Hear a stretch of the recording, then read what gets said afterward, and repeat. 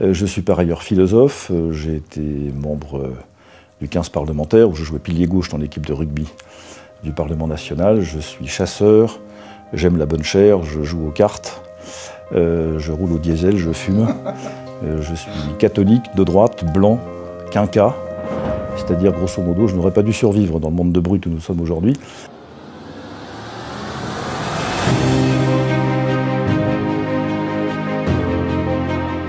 Jean-Frédéric Poisson, bonjour et bonne année. Merci, bonne année à vous et bonne année à nos auditeurs. Merci pour eux, ils sont 66 000 maintenant, on a commencé à une petite centaine il y a 2 ans. Donc les audiences sont excellentes et on est très heureux de vous avoir et surtout de vous entendre parce que vous êtes un personnage, je dirais un peu énigmatique, je pense, pour les Français en général. C'est-à-dire à la fois très connu parce que vous êtes dans la vie politique française depuis longtemps, une figure de la droite tout à fait intéressante et originale, et en même temps vous êtes parfois un peu dans l'ombre. Vous avez repris un parti politique qui a 22 ans, qui avait été créé par Christine Boutin en 2001, et vous en avez changé le nom en 2020 collectivement. Il s'appelle maintenant Via la Voix du Peuple. Voix avec un E, vous me précisiez avant cette interview, et contrairement à votre livre que vous avez écrit, La Voix du Peuple, Voix avec un X. C'est ça. Vous nous expliquerez un peu le cheminement intellectuel qui est le vôtre. Et on est très content à la chaîne Reconquête de pouvoir discuter avec des gens qui ne sont pas de chez nous et qui en même temps partagent nos idées. Et vous allez nous dire dans quelle mesure vous les partagez vraiment, celles d'Éric Zemmour, j'entends, pas les nôtres ici, mais celles d'Éric Zemmour, et quels sont vos points de divergence. Et dans un premier temps, peut-être que vous pourriez vous présenter un peu mieux que je ne l'ai fait, et aussi nous donner des nouvelles de Christine Boutin, parce que on s'inquiète. Écoutez, elle va très bien, elle a pris sa retraite politique il y a maintenant 5 ans. Elle est présidente d'honneur de Via la Voix du Peuple, qu'elle a fondée, comme vous l'avez dit, il y a maintenant 22 ans. Et elle participe régulièrement à nos réunions, elle s'intéresse toujours de manière très active à la vie publique, et elle est pour nous tous, en tout cas, d'un grand conseil et d'une grande hauteur de vue. Pour répondre à votre question, j'ai donc pour quelques jours encore 59 ans. Je suis entré en politique il y a 30 ans, précisément comme directeur de cabinet de Christine Boutin, à son service, où je suis resté 10 ans. Je suis rentré au conseil municipal de Rambouillet en 1995, j'en ai été le premier adjoint, j'en ai été maire. J'ai présidé la communauté d'agglomération de Rambouillet Territoire pendant quelques années, j'étais député de cette circonscription. J'ai été le premier adjoint à Gérard Larcher, aujourd'hui président du Sénat. Il était mon premier adjoint quand j'étais maire et qu'il était lui ministre du Travail. Vous voyez que c'est pas une position anodine dans la vie politique d'un homme. Je suis par ailleurs philosophe, j'ai été membre du 15 parlementaire où je jouais pilier gauche dans l'équipe de rugby du Parlement national. Je suis chasseur, j'aime la bonne chair, je joue aux cartes, je roule au diesel, je fume.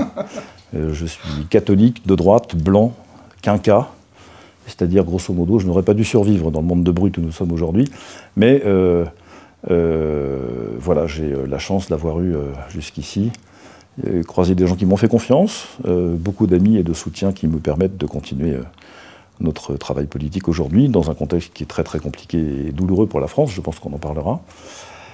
Et par ailleurs, j'ai la particularité d'être un des quelques responsables politiques à avoir une expérience du monde économique assez directe, puisque je fais partie... Vous êtes chef d'entreprise. C'est ça, je l'ai été, j'ai été cadre dirigeant également dans la métallurgie il y a des années maintenant.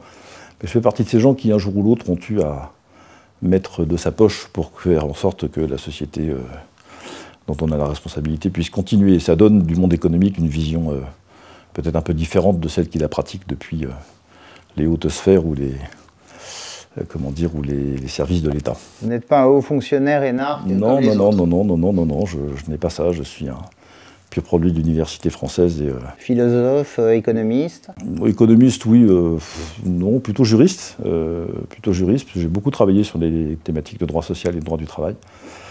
Vous avez un doctorat en philosophie, si ma mémoire est bonne, et une maîtrise en... Un master de droit, c'est ça, un master. Exactement. Voilà, et j'ai publié un certain nombre de livres, dont un qui sort dans un petit mois maintenant, sur les soins palliatifs comme alternative à l'euthanasie. C'est un débat qui va nous occuper, je pense, en France, malheureusement, pendant les mois qui viennent. Et vous êtes un spécialiste de la bioéthique, on va en parler tout à l'heure, parce que j'ai une question sur l'Espagne, qui vient de faire voter une loi que vous avez beaucoup critiquée et que chez nous, beaucoup de gens ont critiqué. Mais dans un premier temps, je voudrais savoir,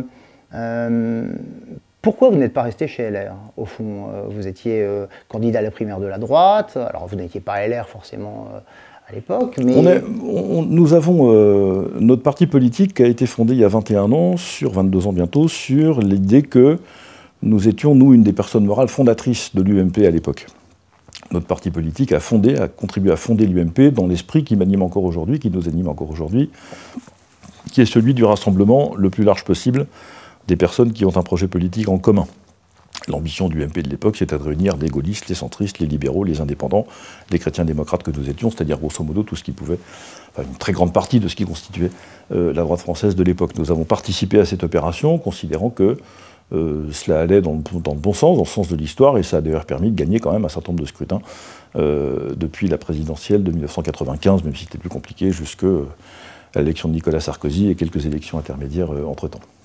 Mais Zemmour est assez critique vis-à-vis de l'UMP, lui. Il considère que c'est plutôt le début de la fin. Il n'a pas tort. Pour la droite française. Vous savez, les organisations sont imparfaites, elles sont toujours le commencement de quelque chose et la fin de quelque chose à la fois. L'imperfection des organisations, c'est ainsi. Et puis en 2017, comme vous l'avez dit, j'étais candidat à la primaire de la droite et du centre. J'ai soutenu le vainqueur de cette primaire, François Fillon, dont j'ai été un des porte-parole pendant la campagne présidentielle de 2017. Et puis, comment dire, nous avions mis fin à toute forme de convention formelle entre l'UMP et nous dès 2011. Et en 2017, nous avons compris que finalement, il n'y avait pas de... les gens des Républicains ne souhaitaient pas poursuivre la coopération de manière formelle avec nous, donc on en a pris acte et puis ça s'est arrêté comme ça. Mais nous avons continué, néanmoins, localement, à travailler avec des responsables politiques des Républicains, puisque nous avons des élus dans les équipes municipales qui sont dirigées par des maires des Républicains, nous avons des conseillers régionaux dans quelques assemblées régionales qui sont pilotées par des Républicains, ce qui ne nous empêche pas par ailleurs de passer des accords électoraux avec d'autres formations politiques dans les élections locales ou d'apporter notre soutien comme nous l'avons fait, puisque nous avons été les premiers à rejoindre la candidature d'Éric Zemmour il y a maintenant 16 mois environ, à l'automne 2021. Oui, c'est vrai que vous étiez un des pionniers, des partis frères, j'allais dire, pour parler comme les bolcheviks. Les partis frères et les États-sœurs, comme disait l'autre, hein, c'est ça. Mais vous étiez filloniste, c'est pas très loin, Zemmour et Fillon. Oui, je suis pas... je n'aime pas les istes. Je suis un chrétien social, nous sommes dans un parti qui revendique son indépendance, sa liberté de ton et sa liberté d'action de manière extrêmement énergique, sans aucune espèce de variante ni de concession. J'ai considéré à l'époque que des deux projets qui nous étaient présentés par Alain Juppé et par François Fillon au second tour de la primaire, celui de François Fillon était d'assez loin le projet le plus proche de ce que je voulais porter moi. Si j'avais été filloniste, comme vous dites, je n'aurais pas été candidat contre lui.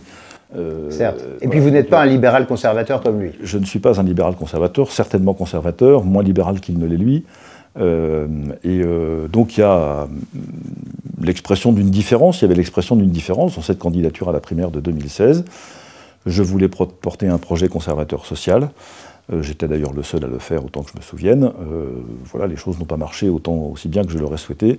Et naturellement, nous avons rejoint la candidature de François Fillon parce qu'elle était, encore une fois, la plus proche de ce que nous souhaitions porter, malgré des différences assez importantes. Mais la perfection n'étant pas de ce monde, il fallait choisir celui qui était le plus adapté, nous pensions, pour diriger le pays. Vous avez éliminé au deuxième tour, si on peut dire. Oui, après la primaire. C'est pas un choix par défaut. Enfin, encore une fois, il y avait dans le programme de François Fillon des choses qu'on retrouve d'ailleurs, y compris dans le programme de toutes les droites d'aujourd'hui.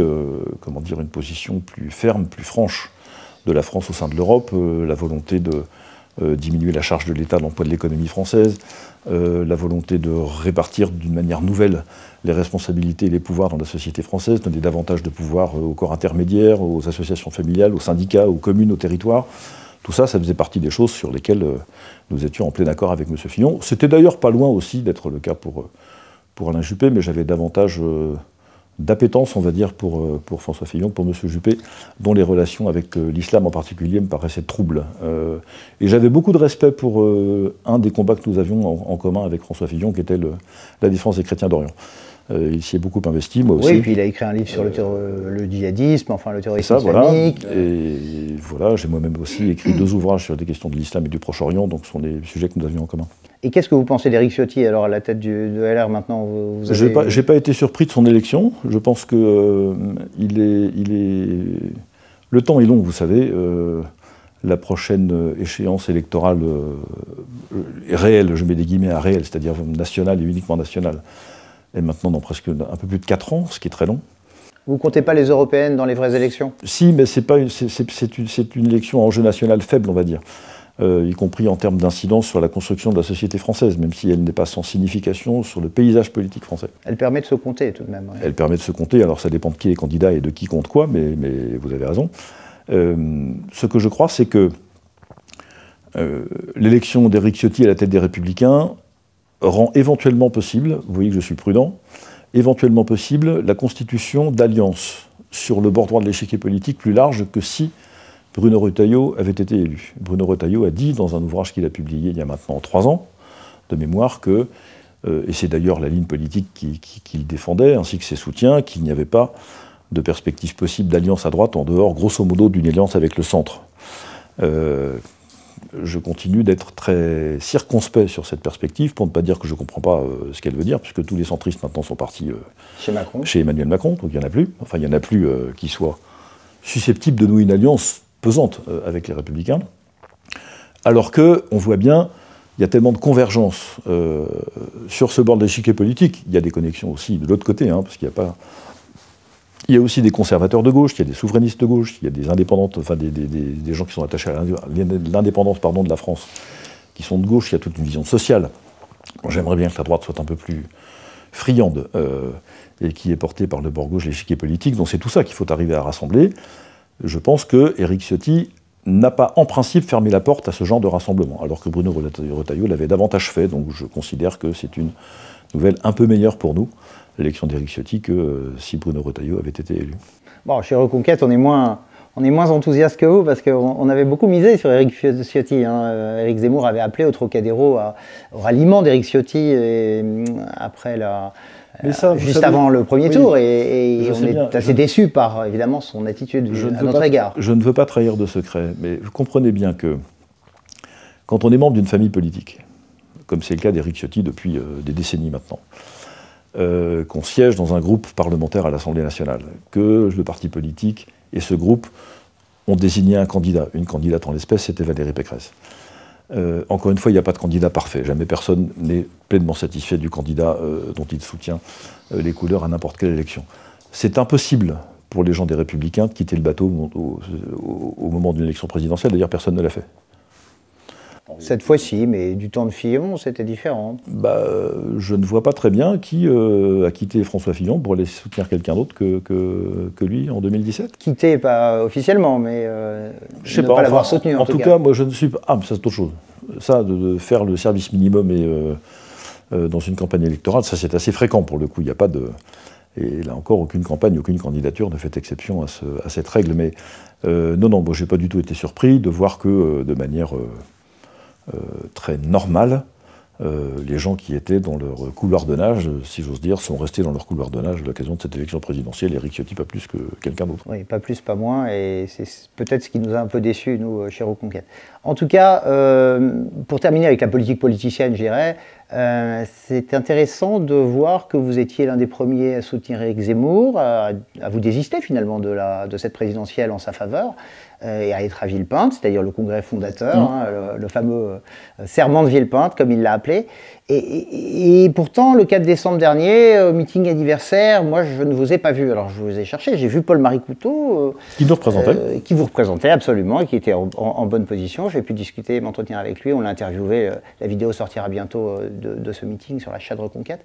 Mais on ne vous y a pas vu, et beaucoup ont été déçus de ne pas vous entendre. C'est parce que j'avais des engagements pris de longue date qui m'ont retenu loin de cette manifestation. Mais par ailleurs, si nous avons été les premiers à rejoindre Éric Zemmour il y a 14 mois, 15 mois maintenant, c'est pour une raison simple. C'est que nous avons en commun ce qui est, de mon point de vue, la chose la plus importante, c'est-à-dire cette volonté de regarder le redressement de la France d'abord par le prisme des questions liées à la civilisation. Tant qu'on continuera à le faire, à essayer d'imaginer le redressement de la France par le prisme de la gestion, on n'y arrivera pas. Et c'est le point commun, grosso modo, de l'immense majorité des candidatures de droite ou des droites, si vous voulez, ou même au-delà des droites, hein, de toute façon, depuis maintenant très longtemps. Justement, François Fillon faisait assez largement exception, à cette mauvaise manie. Et je pense que Éric Zemmour a tapé juste en rappelant aux Français qu'ils sont d'abord hérités d'une civilisation, qu'ils abandonnent ça, rien n'est possible.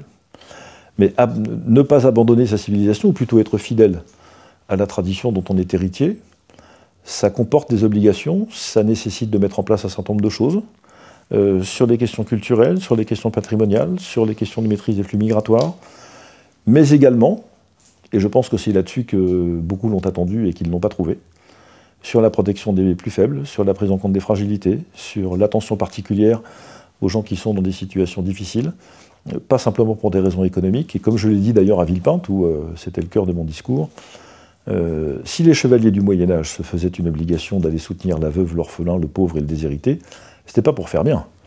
C'était pas parce qu'ils avaient du temps libre et que, par ailleurs, il fallait bien s'occuper. C'est parce que notre civilisation nous oblige à respecter à la fois ce qui est grand, beau, porteur, et puis à la fois ce qui a l'air d'être un petit peu déshérité, un peu affaibli, un peu fragile. Il faut faire les deux à la fois. Et si nous manquons à une de ces deux obligations, alors il se produit un déséquilibre et on ne se met pas en situation de rejoindre l'attente des Français. Ouais, sans doute a-t-il été mal entendu ou n'a-t-il pas parlé assez fort, hein, parce que c'est quand même souvent la responsabilité de celui qui s'exprime de le faire bien, mais je pense qu'il est sensible à ces questions comme vous, simplement. En effet, c'est passé au second plan de l'élection. C'est ça, je ne peux pas imaginer qu'il ne soit pas, mais en tout cas, ce qui est certain, c'est que la tonalité générale de la campagne ne disait pas ça. Et d'ailleurs, vous pensez à l'épisode des handicapés, etc. Alors par exemple, je pense à l'épisode des immigrés ukrainiens, je pense à deux, trois autres choses sur lesquelles, effectivement, on aurait pu être plus offensif et d'une certaine manière, montrer au peuple français que la fermeté dont on sait faire preuve sur les questions difficiles et qu'il faut régler, effectivement, à coup d'exigence et de fermeté, à un moment, peut s'incarner, non pas dans de la fermeté toujours et encore davantage sur les questions sociales, mais davantage de l'empathie, de la bienveillance. Et donc je ne dis pas qu'il en est dépourvu, je dis simplement que ça ne s'est pas vu. Vous lui en avez parlé? Vous en avez parlé avec lui? Oui, bien sûr, oui, à plusieurs reprises. Et vous vous êtes compris sur la question? Je croyais qu'on s'était compris, mais je pense que la direction de campagne et le candidat ont pris d'autres options en termes de communication. Ah, mais ce n'est pas ce qui vous a éloigné de Reconquête Vous savez, monsieur, moi je n'ai qu'une parole. Quand je prends un engagement, je le tiens. Comme disait mon père, l'honneur c'est comme les allumettes, ça ne s'use qu'une fois. Et donc j'ai pris un engagement, je l'ai tenu, j'ai soutenu le candidat Zemmour. Et d'ailleurs, nous avons soutenu les candidats, nous avons fait campagne législative ensemble, considérant que, encore une fois, cette priorité civilisationnelle donnée au regard sur le redressement de la France, d'une certaine manière, l'emporte sur énormément de choses et peut justifier que malgré les imperfections, les éventuelles nuances d'appréciation, voire les divergences, et c'est légitime qu'il y en ait, ce point d'entrée, cette porte d'entrée, au fond, est une question de principe. Alors les questions de principe tiennent, à mes yeux en tout cas, davantage et ont davantage de poids que les questions de circonstances. Oui, au-delà des questions de principe, je dirais même des questions de valeur. Oui, c'est la même chose. Ce sont des synonymes pour vous. Oui, pas tout à fait, mais admettons que ça en soit. D'accord. Bon, alors sortons de la politique politicienne, puisque vous en êtes vous-même sorti finalement sans que je vous le demande, pour parler de cette incroyable loi dite trans qui vient d'être votée en première lecture en Espagne. Vous l'avez beaucoup commenté, j'ai vu sur Twitter et sans doute ailleurs. Ça nous a évidemment tous beaucoup choqués et on se demande si la France va suivre le mouvement. Et qu'est-ce que vous en pensez, vous qui êtes un spécialiste de la bioéthique, qui suivez ces questions avec beaucoup d'intérêt, d'acuité et d'engagement? Qu'est-ce que vous en pensez de la suite de ça? Je pense que c'est le déroulement normal, sans surprise au fond, et que ça commence par l'Espagne n'est pas étonnant, parce que l'Espagne est un pays très très libéral en matière de législation sur tout ce qui touche au rapport entre l'homme et sa propre nature au fond. C'est le déroulement, le déploiement normal de cette idée folle selon laquelle la loi ou la société dans son ensemble, via la loi, doit répondre de manière obligatoire à l'expression de toute forme de désir individuel. Et qu'au fond, la société ne serait là que pour garantir que tous les désirs peuvent être satisfaits, l'État et les pouvoirs exécutifs n'ayant pour seule responsabilité que d'essayer de faire en sorte que les hommes ne se fassent pas la guerre, au fond. C'est très libéral comme vision, pour le coup. C'est très... Si nos auditeurs sont intéressés à ça, ils pourront lire ça dans les vieilles traditions libérales anglaises et françaises, chez Locke, chez Hobbes ou chez Rousseau.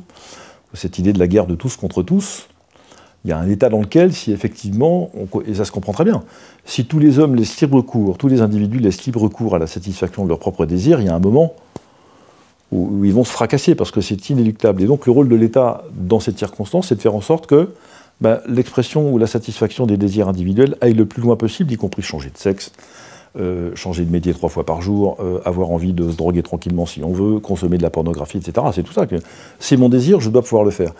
Jusqu'au jour où ça rentre en collision avec l'intégrité de quelqu'un d'autre, auquel cas, l'État ne dit pas « non, non, c'est pas bien ». Il dit simplement « ne vous tapez pas dessus ». Et l'intérêt général n'existe plus, en fait. Ça disparaît en réalité assez vite, puisque, et c'est une des raisons pour lesquelles non plus je ne suis pas libéral sur le plan philosophique, la conviction du libéralisme, c'est que si je poursuis mon intérêt de manière raisonnable et utilitaire pour moi, nécessairement je participe à la construction de l'intérêt général. Et on voit bien que ça n'est pas vrai. Ça, c'est un point commun avec Éric Zemmour que vous avez. Vous n'êtes pas un libéral politiquement. Non, je crois que lui non plus ne l'est pas, et c'est un des nombreux points de convergence que nous avons pu éprouver dans de nombreuses et longues conversations, lui et moi. En revanche, pardon, je vous laisse terminer là-dessus, parce que c'est important. Donc cette affaire de loi espagnole, elle est, dans une très large mesure, la suite normale de toutes les lois sur, d'abord le Pacs, puis le mariage homosexuel, puis la PMA sans père, puis le changement de genre. D'ailleurs, il existe déjà dans le droit français le fait de pouvoir changer d'identité avec une simple démarche administrative, changer de prénom. Maintenant, on voit des bulletins d'éducation nationale qui expliquent aux instituteurs à l'école primaire que, effectivement, si les enfants veulent se faire appeler par un prénom masculin quand ce sont des filles, réciproquement, il doit y avoir aucun problème. Donc, on entre dans une espèce de folie dans laquelle on peut aller jusqu'à l'oubli de soi, de ce qu'on est. Ça n'a pas d'importance, au fond. C'est comme si on avait une espèce d'éventail de possibles complètement ouvert devant soi et qu'il suffisait de piocher dedans. Et on essaye de construire une société et de la cohésion sociale avec cette perspective. C'est impossible, évidemment, parce que ça ne peut aboutir que à un affrontement généralisé des personnes et à un déracinement global. C'est-à-dire quand vous favorisez chez les personnes le fait d'ignorer jusqu'à leur propre histoire biologique, pour ne pas dire le gros mot d'identité, mais c'est bien de ça qu'il s'agit, comment voulez-vous qu'ils soient rattachés à quelque identité ou histoire collective que ce soit? Ça n'a pas de sens. Et comment construire une société s'il n'y a pas des fondements qui échappent au changement de volonté du temps, au changement de désir, qui échappent aux humeurs, etc. Quelle est la seule chose qui échappe aux humeurs? C'est évidemment l'histoire, c'est la culture, c'est le patrimoine. Et c'est pour ça que ça doit être consolidé et fortifié. Donc c'est tout ça qui se passe en Espagne, mais c'est déjà assez largement engagé en France. Il n'y a pas encore d'expression législative de la même manière, mais je ne serais pas surpris que ça arrive assez vite. Vous pensez que sous ce quinquennat Macron, ce deuxième quinquennat, il pourrait y avoir en tout cas un début de... Alors le début existe déjà, puisque il y a légifération sur la question. Il y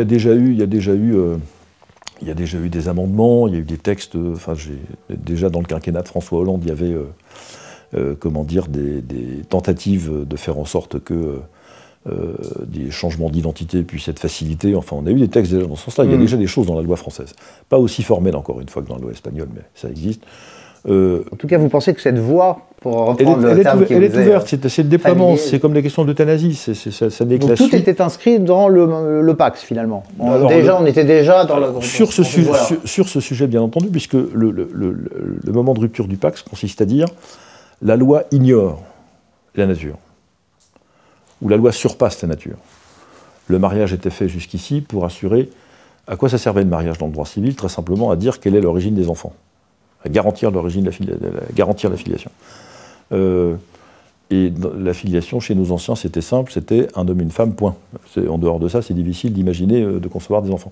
Donc quand la loi inscrit le Pacs, c'est qu'elle dit, au fond, elle ouvre la voie au mariage de personnes de même sexe, elle dit, la loi surpasse la nature, on n'a pas besoin de la nature, on peut s'en arranger comme on veut.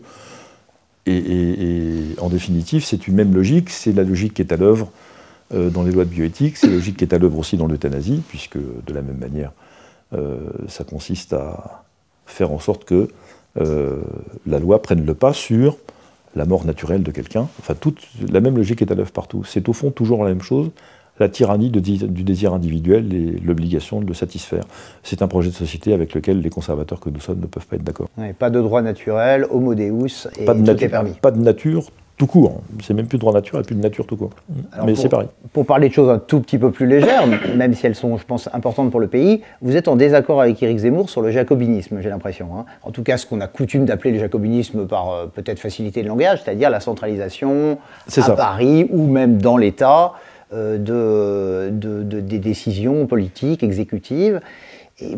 Expliquez-nous pourquoi vous êtes finalement un décentralisateur. On pourrait dire girondin, si vous voulez, ça correspond assez bien. C'est ce que dit Michel Onfray. Pour reprendre l'opposition à la référence historique du jacobinisme, je ne crois pas que le fait de... D'abord, je crois que l'État a montré qu'il était un mauvais avionneur, un mauvais cheminot.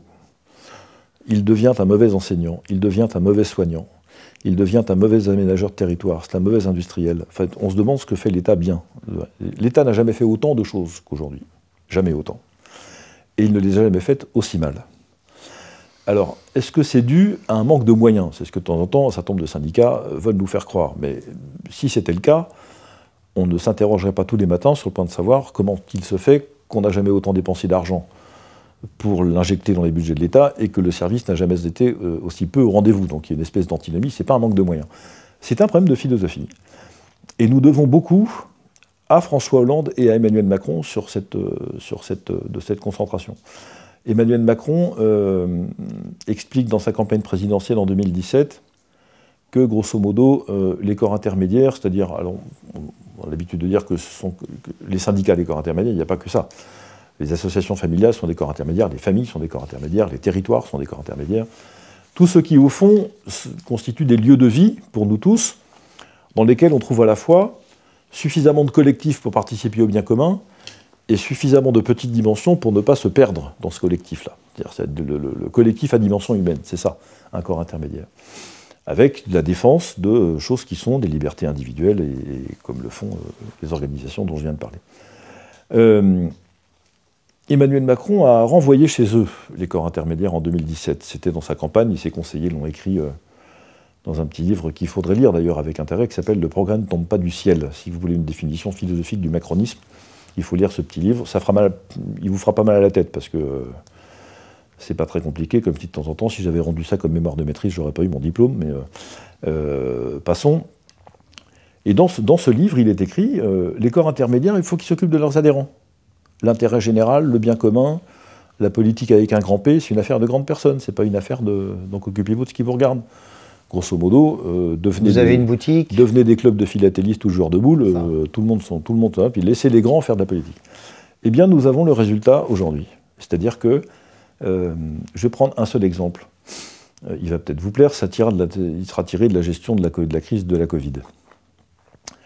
Que dit l'État au printemps 2020? Il dit grosso modo, je vais m'occuper de tout. Et beaucoup d'élus locaux ont cette expérience de pouvoir compter sur un tissu associatif local, des gens qui passent leur temps à s'occuper de leurs contemporains, en leur rendant des services. Alors ça peut être des associations à caractère caritatif, à caractère social, à caractère de loisirs, de sport, de culture, d'histoire locale. Enfin, il y a une profusion d'associations dans notre pays, qui est un des pays du monde dans lequel il y a le plus grand nombre d'associations au regard du nombre d'habitants. Il y a une vieille tradition de service dans notre pays. L'État aurait pu dire, vous savez quoi, mesdames et messieurs les maires, je vais vous demander de faire en sorte que vous puissiez vous organiser l'aide aux gens qui sont confinés chez eux, qui ne peuvent pas sortir, ce que les maires font tous les jours avec leur réseau local. C'est plus ou moins ce qui s'est passé quand même pendant la crise du Covid. Hein. Les élus régionaux, municipaux, etc.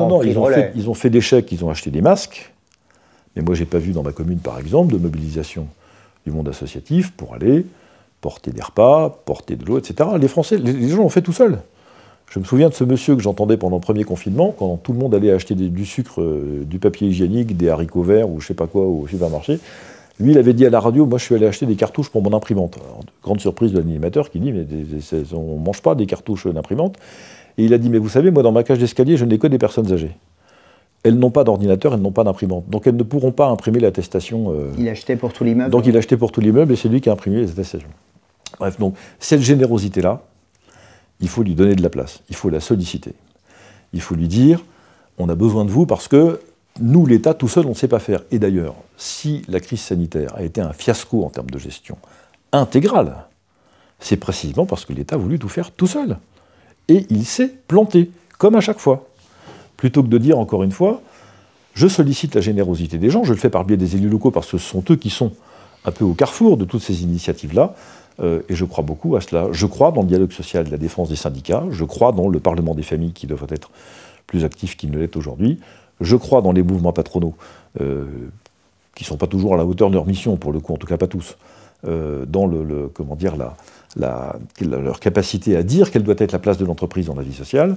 Je crois dans les relations entre les organisations syndicales de salariés, les mouvements patronaux et les pouvoirs publics pour dire qu'est-ce que c'est que le travail aujourd'hui et qu'est-ce qu'il faut lui demander, et comment il faut l'organiser, comment est-ce qu'on réforme les retraites, tout ce qu'on ne fait pas. Et à force de vouloir tout faire tout seul, l'État se plante. Donc non, décidément, je ne suis pas centralisateur, je ne suis pas jacobin, et je pense que plus on centralise, plus on échoue. Je pense qu'Éric Zemmour serait d'accord avec vous sur la deuxième partie du constat, c'est-à-dire que l'État fait tout mal en ce moment, mais qu'il n'en déduirait certainement pas que l'État n'a pas une place prépondérante dans la société, qu'il ne doit pas s'occuper de tout. Je ne prétends pas qu'il n'ait pas une place prépondérante, je prétends que... Je pense que vous avez une différence de vue là-dessus. Oui, bien sûr, elle est parfaitement assumée et tranquillement. Je pense que l'État doit faire ce qu'il est le seul à pouvoir faire. C'est-à-dire le régalien, justice, police, l'éducation, santé. La surveillance des frontières, mais non. Il y a des tas de gens qui ne sont pas l'État qui éduquent très bien. Il y a des tas de gens qui soignent très bien, qui ne sont pas des fonctionnaires. Alors les fonctions régaliennes, donc justice, police... Justice, police, la surveillance des frontières, les douanes, la défense bien sûr, les investissements que les entreprises privées ne peuvent pas porter, la part de la santé publique que les médecins, que la médecine privée ne peut pas porter, la part de l'enseignement que les familles et les écoles libres de manière ou d'une autre ne peuvent pas porter, etc. Vous diriez l'État stratège, d'une certaine façon ? Je ne sais pas très bien ce que ça veut dire, l'État stratège, parce que d'abord, ça change tout le temps. Vous comprenez bien que... La stratégie change. Ben forcément. Sinon, ce n'est pas de la stratégie. On comprend très bien que l'État doit absolument électrifier le territoire français après la guerre si tout le monde doit avoir l'électricité chez soi. Personne d'autre que l'État ne peut le faire. On comprend bien que si l'État ne lance pas, sous la 4ème République, pas sous la 5e, le plan calcul, le plan nucléaire, etc., personne ne le fait, parce que ça coûte trop cher. De même manière qu'aujourd'hui, si on veut lutter contre les GAFAM américains, s'il faut un plan numérique, il n'y a que l'État qui peut le faire. Peut-être même d'ailleurs une coopération européenne des États plutôt que l'État français tout seul. Si on veut être à la pointe des biotechnologies et de tous les enjeux énormes qui sont contenus, l'État doit le faire, mais là encore, sans doute pas la France toute seule. La France avec des grands investisseurs privés, avec d'autres États. Enfin, qu'il y ait des dimensions publiques dans ces programmes-là, bien entendu. Mais s'occuper de tout comme il le fait, s'occuper de tout au point de vouloir tordre le cou de la médecine de ville, au point de vouloir restreindre la liberté d'éducation dans l'enseignement libre, voilà, ça c'est pas possible. Vous pensiez que l'État était omniprésent et qu'il ne devrait pas l'être. Alors justement, puisqu'on parlait d'un sujet... Parce que sa puissance n'est pas contenue. Le propre des corps intermédiaires, c'est que ce sont des contre-pouvoirs. Moi j'aime beaucoup les contre-pouvoirs. Et sous Macron, il n'y a plus de corps intermédiaire. Il n'y en a plus. Vous nous l'avez expliqué. On va terminer, parce que vous ne vouliez pas dépasser une demi-heure. À mon avis, on a déjà dépassé ce temps-là. Donc on va terminer par... On n'est pas à 3 minutes près. C'est pour vous, hein, nous on a tout notre temps, on est vraiment heureux de vous avoir. On va terminer sur une question régalienne, justement, la question de la défense. Vous êtes très critique vis-à-vis du gouvernement en général, Macron depuis son arrivée, mais vous êtes encore plus critique, j'ai l'impression, sur la gestion de la politique étrangère de la France. Hein. Vous êtes très particulièrement acerbe sur l'Ukraine et sur le fait de livrer des chars alors qu'on n'est pas supposé être en guerre, et vous ne voyez pas bien la logique de tout ça. Est-ce que vous pouvez nous dire un mot de la position de la France dans ce conflit qui est complexe malgré tout? Évidemment que c'est complexe. Et je ne prétends pas résoudre en quelques minutes cette complexité-là. Je suis, d'abord à titre personnel, j'ai du mal, par une question de position de principe, à acheter, comme on dit trivialement, les discours officiels. J'ai toujours un petit coin de ma tête qui me dit si c'est le discours officiel et que tout le monde s'y colle, il doit y avoir un problème. Donc j'ai toujours cette forme de réserve. Bon. Deuxièmement, je fais comme tous mes contemporains, c'est-à-dire quand je ne sais pas, je me documente, je regarde, je cherche, je lis, j'écoute. Et je vois ce que n'importe qui regarde objectivement l'affaire ukrainienne peut voir. C'est-à-dire que on a roulé les Russes dans la farine depuis 30 ans. On leur a refusé à plusieurs reprises d'entrer dans l'OTAN et de coopérer avec l'Europe. On leur a dit qu'on ferait respecter les accords de Minsk, on n'en a rien fait. On a maltraité, comme c'est difficilement imaginable de maltraiter, les populations russophones du Donbass, de la Crimée et d'ailleurs, en leur interdisant d'apprendre le russe, en en faisant des citoyens de seconde zone, en les persécutant, parfois même en les maltraitant physiquement, etc., etc. Tout ça existe.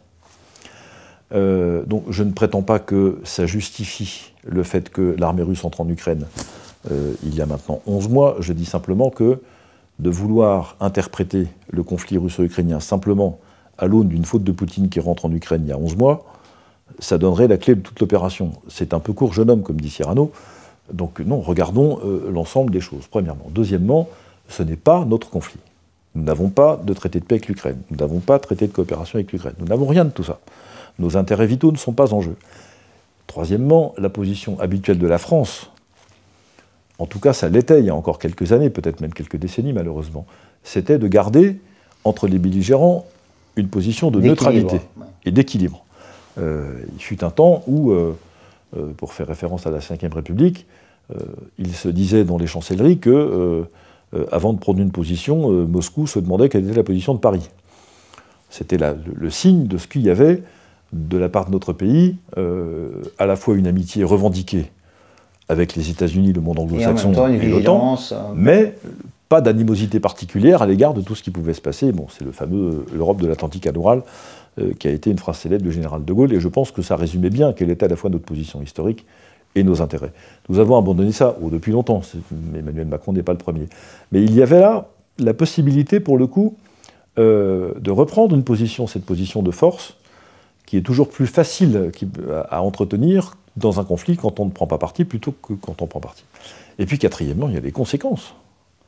Enfin, pardonnez-moi, mais moi je veux bien qu'on m'explique que tout est la faute de M. Poutine, mais enfin, si on avait conservé des relations normales de discussion en étant exigeant, je ne suis pas en train de dire qu'il faut s'aligner systématiquement sur la Russie, qui défend ses intérêts, qui sont pas forcément convergents avec les nôtres, donc de temps en temps, il faut dire on n'est pas d'accord, et puis on n'est pas d'accord, on va se tamponner.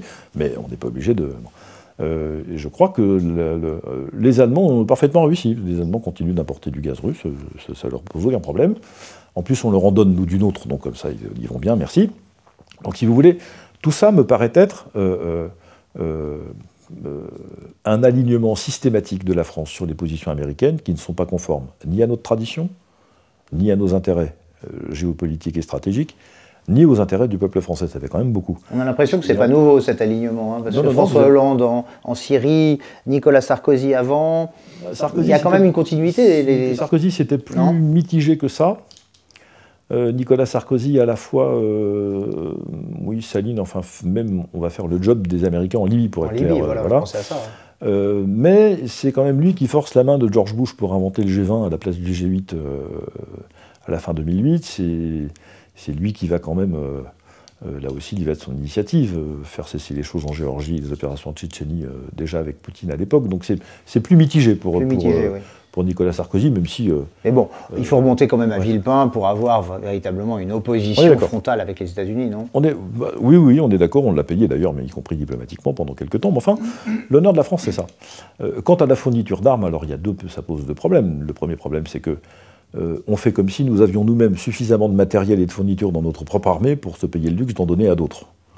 Mais quand on sait dans quelles conditions les soldats français qui sont sur les théâtres d'opération évoluent, on est inquiet de voir comment on dispose, et avec quelle facilité on dispose des matériels de l'armée française, déjà insuffisants, et qu'on les donne aux autres. Premier élément. Zemmour a l'habitude de qualifier l'armée française d'échantillonnaire. C'est-à-dire, elle a un peu de tout, mais elle n'a rien en grande quantité, elle fait la guerre 3 jours et après ça s'arrête. Oui, vous êtes d'accord avec ce que disent les experts, en tout cas, c'est qu'on a 3 ou 4 jours, on pourrait faire la guerre pendant 3-4 jours sur notre territoire. Mais là aussi, je m'étais opposé à Emmanuel Macron, bien avant qu'il rentre à l'Élysée. Il était à l'époque ministre de l'économie.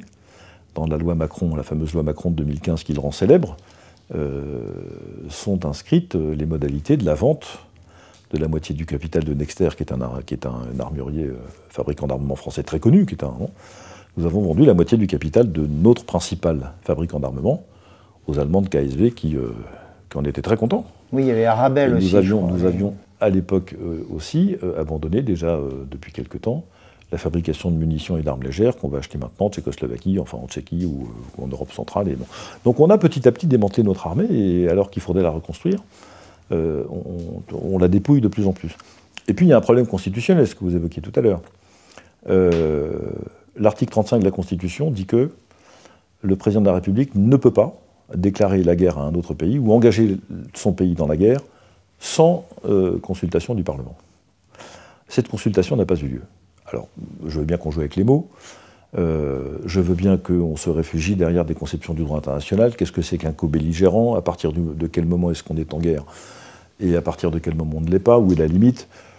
Je pense que le sens commun devrait permettre de répondre assez facilement à cette question à partir du moment où vous prenez systématiquement position pour un camp contre l'autre, où vous fournissez de manière ouverte, répétitive, massive, des capitaux, du matériel, que vous envoyez des forces militaires en soutien d'un des chars maintenant, des chars légers. Oui, ouais. du matériel. Ouais, matériel il y a des hommes, il y a des unités françaises qui sont à la frontière de la Roumanie, c'est pas pour aller faire de la randonnée pédestre. Hein, bon.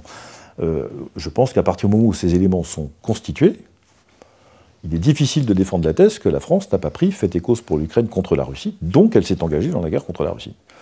À partir de là, la responsabilité du chef de l'État, constitutionnelle, pas politique, constitutionnelle, c'est de consulter le Parlement pour savoir si le Parlement est d'accord. Il ne l'a pas fait. Donc je maintiens que nous sommes dans une situation extrêmement préoccupante en matière de respect de nos textes fondamentaux, pas que sur ce sujet, mais sur ce sujet en plus de tous les autres, et que la guerre en Ukraine marque le mépris absolument abyssal du président de la République pour les institutions en général.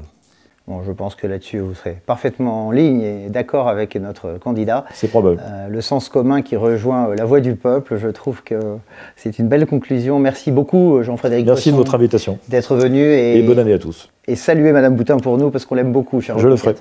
Merci beaucoup. À bientôt. Merci.